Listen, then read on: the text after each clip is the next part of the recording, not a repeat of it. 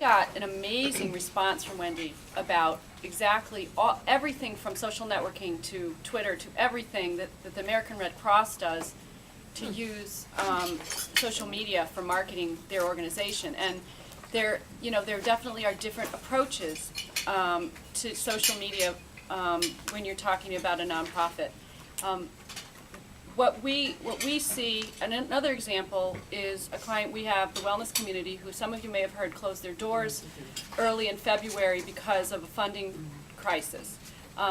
Their participants, over 1,000 current participants, were disenfranchised so abruptly. These are people who came to support groups every day, every week. These Wellness Community supports people with cancer. And there were 1,000 people who were regularly visiting the center.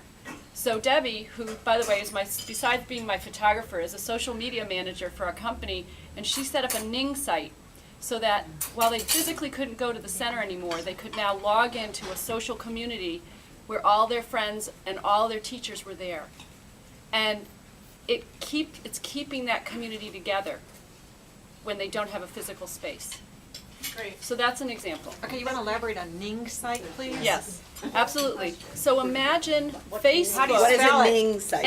N-I-N-G. So imagine Facebook, except your very own group-specific Facebook. So you can get software from Ning that's free. It's hosted on the internet, and you can put your own logo on it and make your own group, like Facebook, but just for your own audience.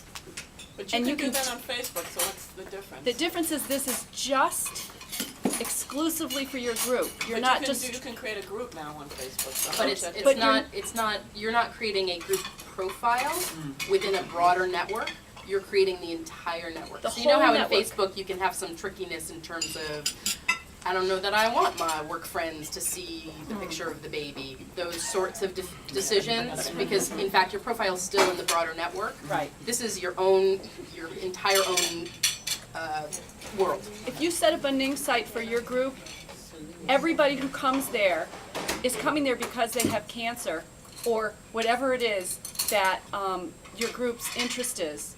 And everyone who joins is part of a community that has a very specific interest. Is it a facilitated, moderated? It can be. It can be.